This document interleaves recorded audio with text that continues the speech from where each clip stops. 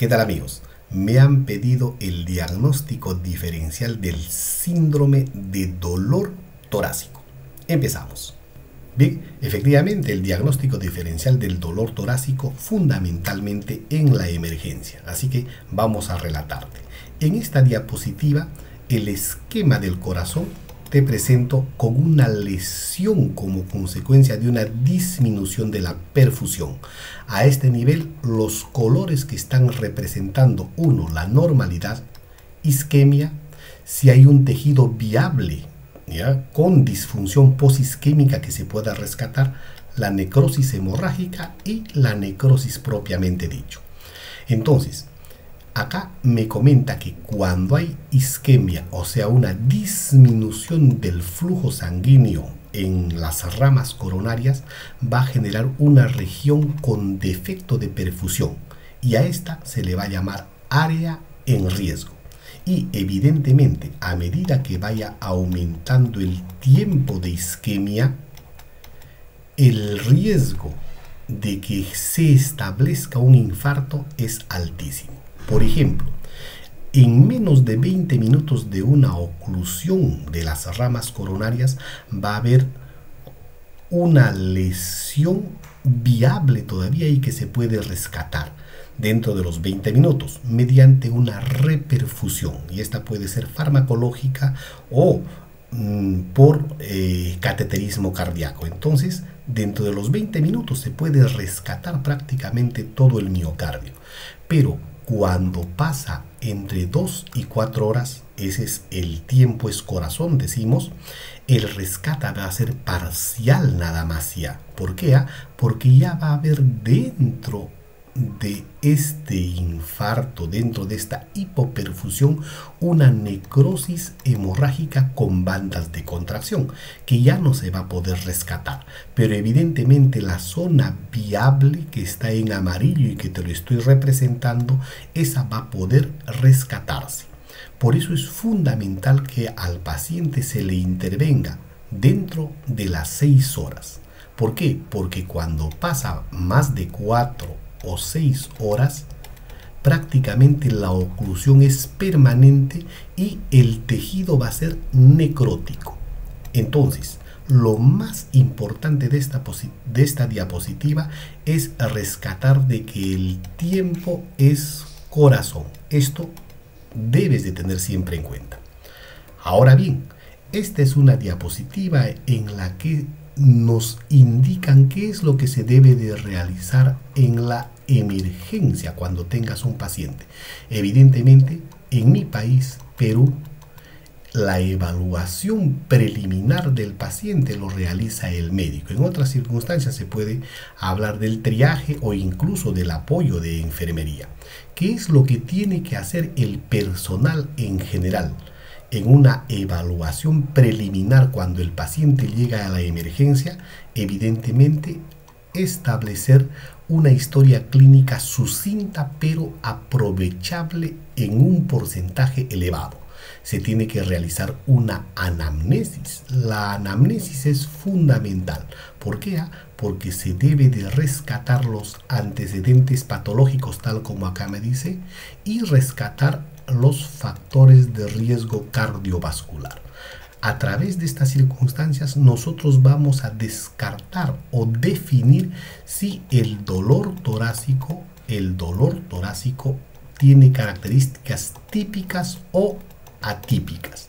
A eso es el que tenemos que llegar. Y dentro de los 10 primeros minutos de que el paciente ha llegado a la emergencia, se tiene que tomar un electrocardiograma.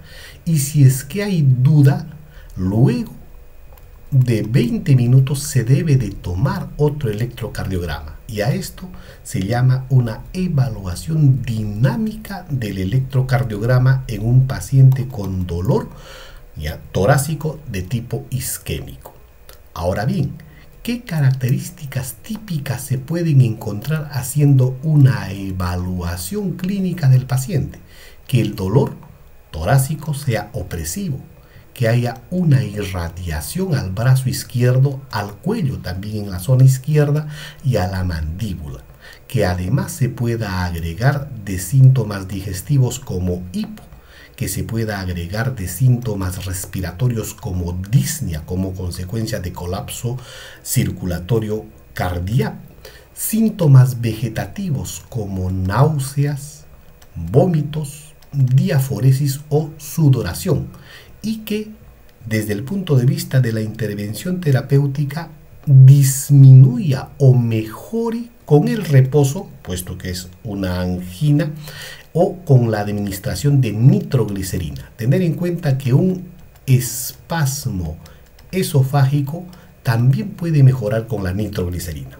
Pero bueno, estamos en la evaluación del paciente con características típicas. Y esto es importante rescatar. ¿Por qué? Porque dependiendo de ello vamos a revalorar con el electrocardiograma.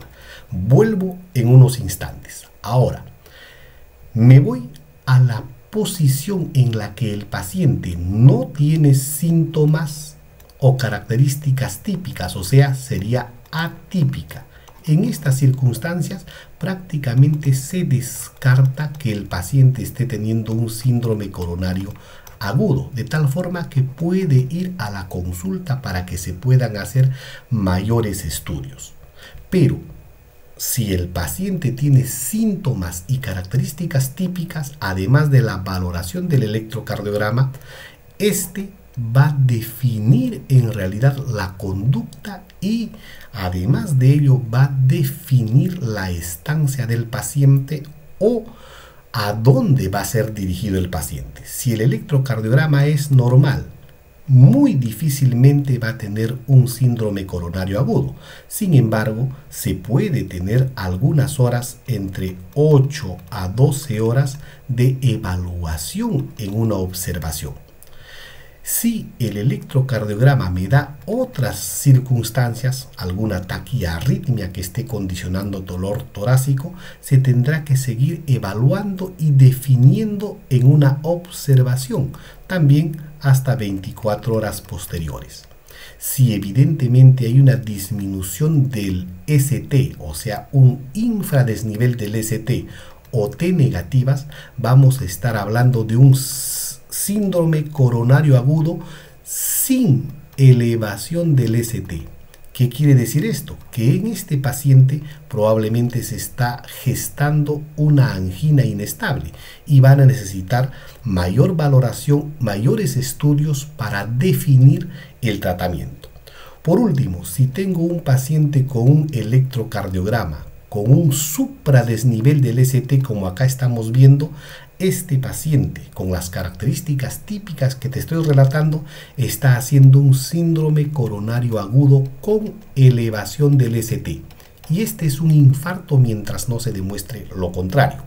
Evidentemente, en todas estas circunstancias debo estar solicitando otros análisis como las troponinas. ¿Ya? Acá estamos haciendo una valoración preliminar. Entonces, en este paciente, si tengo una elevación del ST, es un síndrome coronario agudo con elevación del ST. ¿Qué es lo que tengo que hacer? Este paciente debe pasar, ¿ya?, a la emergencia con el código de infarto. ¿Para qué? Para que se puedan establecer dos posibilidades. Si hospitalariamente cuentas con una intervención coronaria percutánea, esta va a ser la toma de decisión más importante y la de primera elección. Pero si tengo un hospital en el que no se realiza intervención coronaria percutánea, la fibrinólisis va a ser el tratamiento de elección. Muy bien, amigos, espero que te haya servido. Nos vemos en la próxima o en el próximo vídeo. Ten un grandioso día.